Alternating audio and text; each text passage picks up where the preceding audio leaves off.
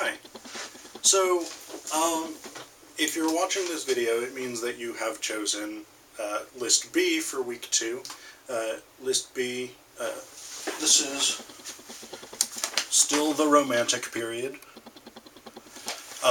List B is centered on Melancholia, or Melancholy. And Melancholy was an emotion explored extensively by the Romantics, particularly Shelley and Keats. The Romantics loved melancholy, partially because there was something sort of tragic about it, there was something sophisticated about it, and there was something delicate and graceful about it. And these were all characteristics that the Romantics tended to value.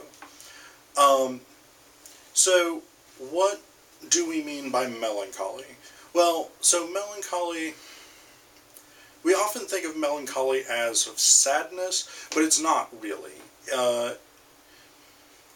Depression might be a better term, but it is, at least the way that the Romantics tend to conceptualize it, it is sort of mourning over lost potential.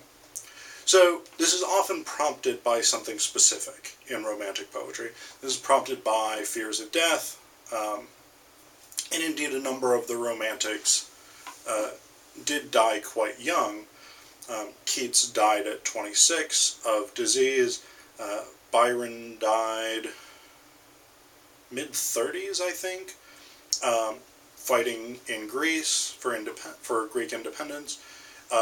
Shelley died early 30s, I think, like 34, drowned in Italy. So a number of the most important Romantics did die quite early. Now, Wordsworth and Coleridge lived. Wordsworth lived a good long life. Coleridge lived a fairly long life, at least for the time period. So this was not sort of absolute, but the Romantics tended to be very much interested in this notion that they were going to die, and what that symbolized for them is not just sort of fear of death. It is that on some level, or fear of losing loved ones dying. That's part of it on some level.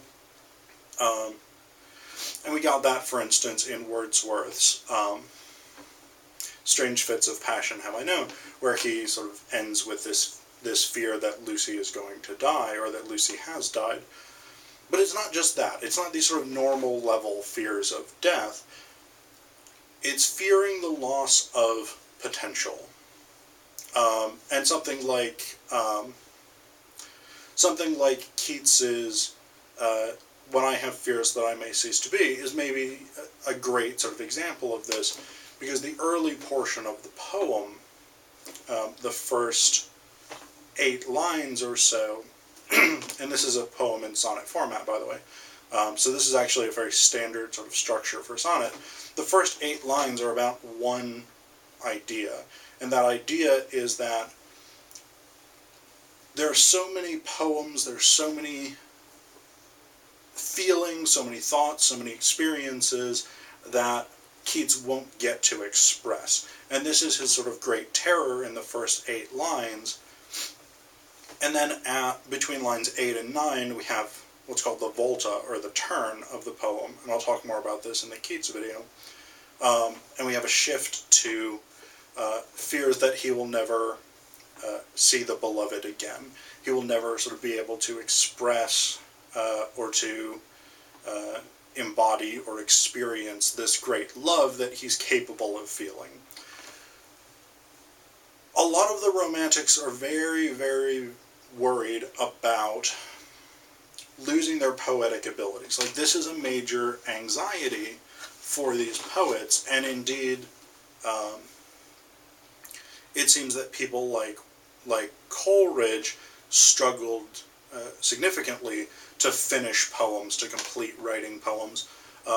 Wordsworth really seems to have lost a lot of his sort of creative fire fairly early in his career, and he turned later in life to revising earlier versions of poems, collecting up poems and putting them into new collections in print.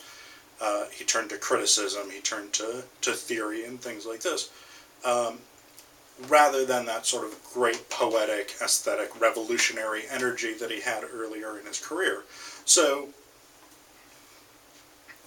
this is a shadow, really, that hangs over the Romantics for much of their work, is this sense that potential will go unfulfilled, and that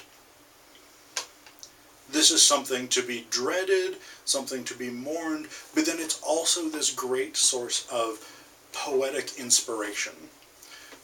Because again, one of the things that the Romantic poets do is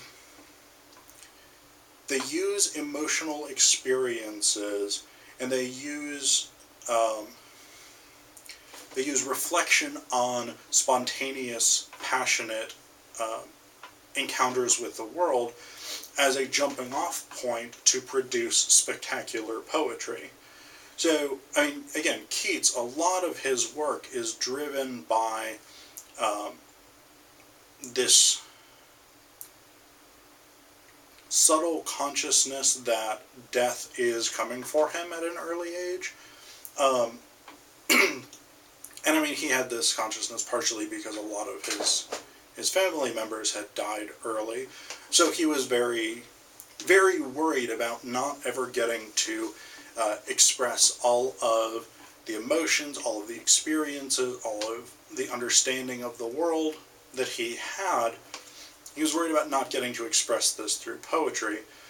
And indeed, we can probably surmise fairly justifiably that he didn't get to express all of that.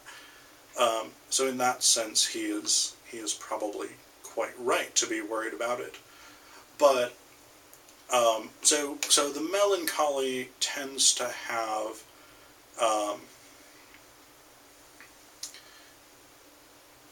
it tends still to rely on a lot of nature imagery, or sometimes we get very dark imagery, like Keats's on Melancholy, Ode on Melancholy, which is very much a dark poem.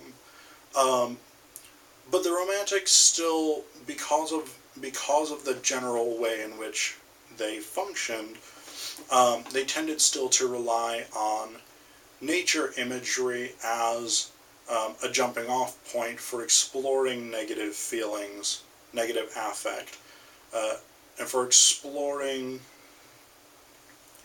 the limitations of potential. And indeed, we get a lot of symbols in Romantic poetry that suggest decline, suggest decay, suggest change, and things like this. So you may look for symbols like the moon, which the moon has pretty much always, at least in Western culture, been a symbol of change, a symbol of sort of cycles, a symbol of death and rebirth. Seasonal references are important. Autumn represents dying, decay. Winter represents death. Spring represents rebirth. Things like flowers, which are in many poems, in something like I Wandered Lonely as a Cloud, flowers are this sort of source of great joy. They also represent the inevitability of death, because flowers, especially when they're cut and brought into the house, do not have a tremendously long lifespan.